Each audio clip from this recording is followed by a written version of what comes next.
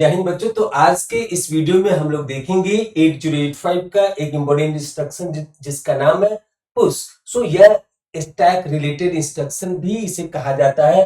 तो यहाँ पे सबसे पहले इसके ऑपरेशन को समझेंगे, फिर इसके डिटेल के बारे में आपको बताएंगे। तो पुश का मतलब होता है कि this is going to store the content of register pair into the stack memory. तो यहाँ पे सबसे पहले इसके ऑपरेंड को डिक्लेयर करते हैं। तो इसका ऑपरेंड होता है as a register pair. As a register pair इसे इसके ऑपरेंड को बोलते हैं, जिसे शॉर्ट फॉर्म में आरपी से भी डिनोट किया जाता है। तो कौन कौन सा रजिस्टर पेयर यहाँ पे यूज किया जाता है in this instruction, that also we must have to know. So this register pair is used here as a BC. So BC register pair is denoted by the letter as a B, and then DE register pair denoted by the letter D. Then HL register pair is denoted by H, and then we have PSW. So this PSW is also 16-bit register pair here. So this is having the full form as a program status word. This PSW is having the name as program status word. और इसमें क्या होता है, तो यहां पे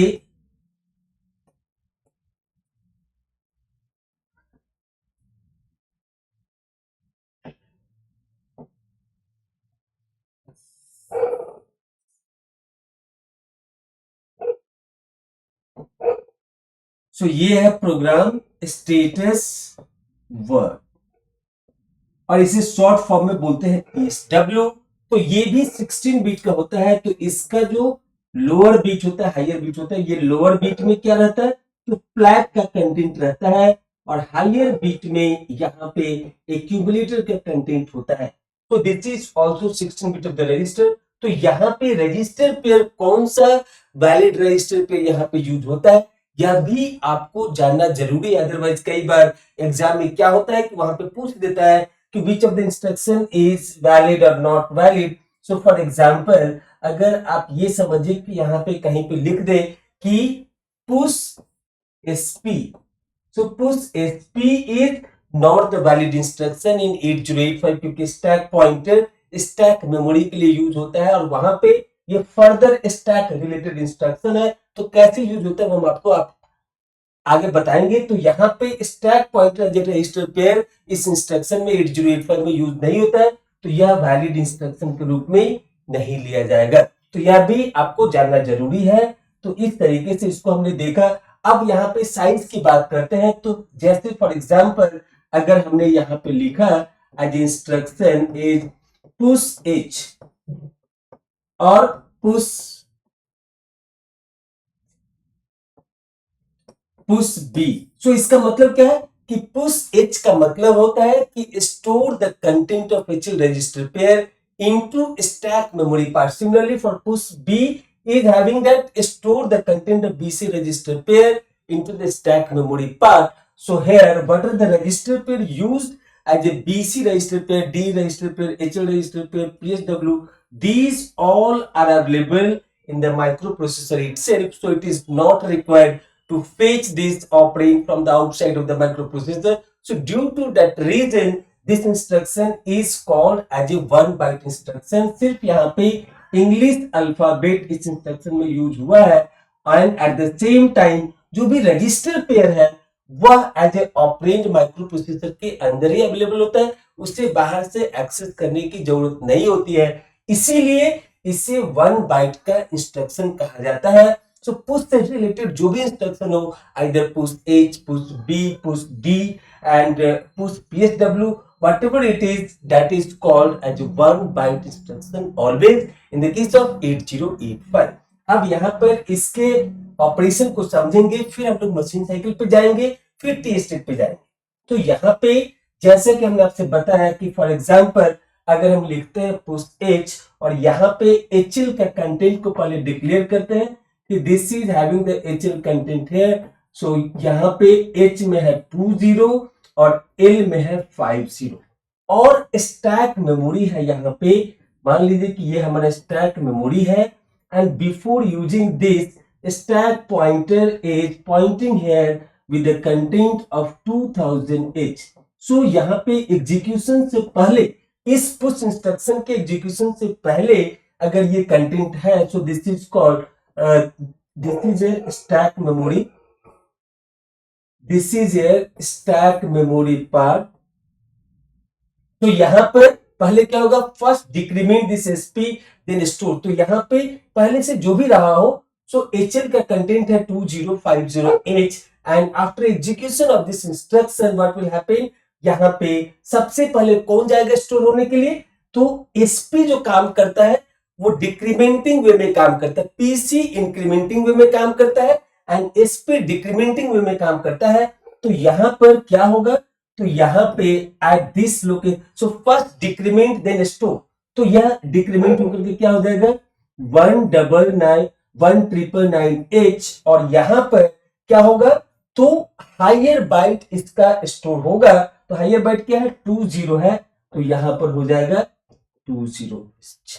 ठीक है, अब उसका क्या होगा कि then again SP will be decremented by further 1, so this will become 1998H और यहां पर स्टोर हो जाएगा lower byte of this HL pair, so that is 50H। So यहां पर अब क्या हुआ कि जब इस इंस्ट्रक्शन को एग्जीक्यूट किए तो finally SP is decremented by 2। तो ये हमारा क्या है, तो content of stack memory after execution. तो यहां पे ये डेटा है बिफोर और आफ्टर क्या हो जाएगा, तो आफ्टर में भी यहाँ पे जो एचएल का कंटेंट है वह चेंज नहीं होगा। तो एच में अभी भी 20 है और एल में क्या है 50 है। तो यहां पे क्या हुआ, तो स्टैक मेमोरी में इस एचएल रजिस्टर पे के कंटेंट को स्टोर करते हैं और किस पैटर्न में, so SP will be first decrement then store. तो यहाँ पे 2000H था, उसको डिक्रीमेंट किया 1 से, तो 1999H हो गया, यहाँ पे स्टोर हुआ 28, फिर इसको 1 से डिक्रीमेंट किए तो 1998H हो गया, फिर उसके यहाँ पे लोअर बाइट इसका स्टोर हुआ। अब यहाँ पे देखिए कि higher address higher byte 1999H is higher address compare to 1998H, तो इसीलिए higher address higher byte, always this rule is valid here and then again lower address lower byte यहाँ पे इसको रिटेन कर रहा है और एचएल का कंटेंट यहाँ पे चेंज नहीं होता है। तो इस तरीके से हमने देखा कि यहाँ पर कि बिफोर एंड आफ्टर क्या होता है, तो हमारा पहले से जब भी इस इंस्ट्रक्शन के एग्जीक्यूशन से पहले स्टैक मेमोरी को डिक्लेयर करना पड़ता है, तो यहाँ पे हमने डिक्लेयर किया है और फिर after the execution of this HL ये स्टैक पॉइंटर का कंटेंट अगर पूछेगा तो क्या होगा, तो ये हो जाएगा SP is now pointing to 1998H। So after execution of this instruction, what is the ultimate effect on SP? So SP will be ultimately decremented by 2.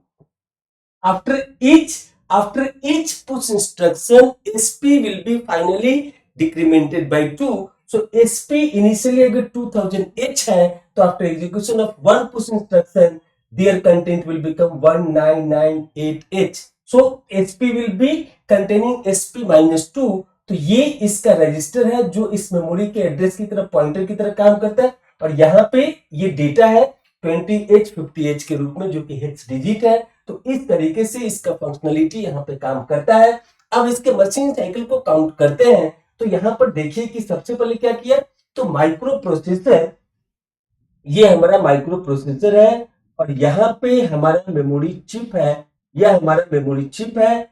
तो आप देखिए कि सबसे पहले क्या करता है, तो माइक्रो प्रोसेसर 8085 इस मेमोरी चिप से क्या लेगा, तो पुश ऑपकोड को लेगा, उसके रिलेटेड जो भी push B push D push H push PSW ये सारे का हेक्स कोड वहां पे अलग अलग डेटा बुक में दिया रहेगा माइक्रो प्रोसेसर की डेटा बुक में। तो वह एग्जीक्यूशन करने से पहले हम यहाँ पे स्टोर करते हैं मेमोरी में। तो जैसे यहाँ पे एग्जीक्यूट बटन दबाएंगे तो क्या होगा, तो यहां से ये क्या होगा, तो ऑपकोड को लेगा which is related to this push instruction. So push B का अलग होगा, push D का अलग होगा, push H का अलग होगा। तो मान लीजिए कि यहाँ पे push HL लिया, push H के कॉरस्पॉन्डिंग जो भी कोड है वो लिया, तो इसका मतलब है कि अब माइक्रो प्रोसेसर को HL रजिस्टर पेयर के साथ ही काम करना है। तो इंटरनली HL रजिस्टर पेयर का सिलेक्शन हो जाएगा और क्या होगा, तो उसका जो डेटा है वो कॉपी होकर के कहाँ जाएगा, तो स्टैक मेमोरी में। सो stack memory is the part of this main memory. तो इसका मतलब क्या है कि जो भी एचएल का कंटेंट है उसको माइक्रो प्रोसेसर के एचएल रजिस्टर पेयर से मेमोरी में जाकर के स्टोर करना है wherever SP is pointing. So SP is pointing 2000H. So first decrement then store, then again decrement then store. तो इस तरीके से यह हमारा क्या है, ये जो हमारा स्टैक मेमोरी है यह मेन मेमोरी का ही एक पार्ट है। तो इसीलिए अब अगर हम लोग यहाँ पे मशीन साइकिल को काउंट करें तो यहाँ पे आपको दिखेगा कि after execution of this instruction it is accessing memory chip 3 times. First is what, opcode fetch, मतलब कि जो स्टैक जो पुश रिलेटेड इंस्ट्रक्शन है, पुश एच के कॉरस्पॉन्डिंग जो भी इसका हेक्स कोड होगा 2 डिजिट का, वो वहां से माइक्रो प्रोसेसर लेगा। अब उसके बाद उसके कॉरस्पॉन्डिंग वो रजिस्टर पेयर को सेलेक्ट कर लेगा, फिर उस रजिस्टर पेयर के कंटेंट को वापस मेमोरी में भेजेगा। तो एक बार में 80 बिट का डेटा को वहां पे स्टोर कर सकता है। तो कहां जाएगा, तो एक बार यह काम होगा, फिर दूसरी बार ये काम होगा। तो इस तरीके से इस इंस्ट्रक्शन के एग्जीक्यूशन में माइक्रो प्रोसेसर मेमोरी चिप को 3 टाइम्स एक्सेस किया। क्या क्या, ऑपकोड फेच, और जो कंसेक्यूटिव 2 ऑपरेशन है वह क्या है, तो माइक्रो प्रोसेसर से डेटा जा रहा है, माइक्रो प्रोसेसर से डेटा जा रहा है मेमोरी में, तो इसको बोलते हैं राइट ऑपरेशन। क्या बोलते हैं इसको, तो मेमोरी राइट ऑपरेशन। और जब मेमोरी से माइक्रो प्रोसेसर में आता है उसको बोलते हैं रीड ऑपरेशन। तो यहाँ पे 2 कंसेक्यूटिव राइट ऑपरेशन है। तो इस तरीके से हमने देखा कि 3 मशीन साइकिल यहाँ पे यूज होगा।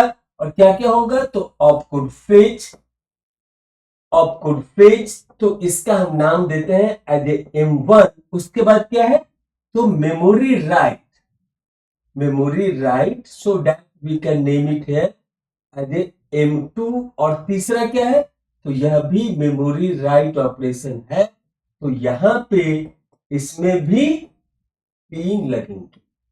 अब इसको ऐसे समझिए टी स्टेट के लिए कि जब भी आप कोई भी गाड़ी लेकर के या पैदल या साइकिल से एक ब्रिज के ऊपर चढ़ते हैं, तो चढ़ने के टाइम पे आपको ज्यादा ताकत लगाना पड़ता है, आपको ज्यादा पुश करना पड़ता है। तो इसीलिए similarity to that analogy here also for this push instruction for the opcode fetch operation it is taking 60 state। तो यहां पे क्या हो जाएगा, तो यहां पे जो इसका टी स्टेट यूज होगा वो इसमें लगेगा 60 स्टेट, और बाकी का जो नॉर्मल है मेमोरी राइट वो 3 ही लगेगा यहाँ पे। So this will take 3, this will take 3, so total all together it will take 12 T state for the execution of this instruction. तो इस तरीके से हमने यहाँ पे इसके ऑपरेशन को समझा, इसके ऑपरेंड को समझा, इसके साइज को समझा, इसके मशीन साइकिल को समझा, इसके नंबर ऑफ टी स्टेट को समझा। यहाँ पे किसी भी फ्लैग को ये इंस्ट्रक्शन इंपैक्ट नहीं करता है। तो हम लोग नोट में लिख सकते हैं, नोट में लिख सकते हैं, no flags are affected, no flags are affected, no flags are affected after the execution of this instruction। तो इस तरीके से हमने सीखा इस पुश इंस्ट्रक्शन के बारे में कि कैसे कैसे काम करता है। आपको मैं बाद में जब ये ग्रुप खत्म होगा तो मैं आपको लिस्ट दे दूंगा कि किस किस इंस्ट्रक्शन के लिए 60 स्टेट लगता है ऑपकोड फेच ऑपरेशन में, ताकि आपको कोई कंफ्यूजन नहीं हो। There are hardly very few, उसका लिस्ट भी हम आपको दे देंगे। वह लिस्ट अगर आपने याद कर लिया तो बाकी के जो भी इंस्ट्रक्शन है उसका ऑपकोड फेच ऑपरेशन में सिर्फ 40 स्टेट ही लगते हैं। तो ये डेटा कंपाइल करना बहुत ही आसान हो जाएगा। So I hope you understand this instruction with much of clarity. Thank you very much for watching this video. फिर मिलेंगे अगले वीडियो में अगले इंस्ट्रक्शन के एक्सप्लेनेशन के साथ। तब तक के लिए आप सभी को थैंक यू।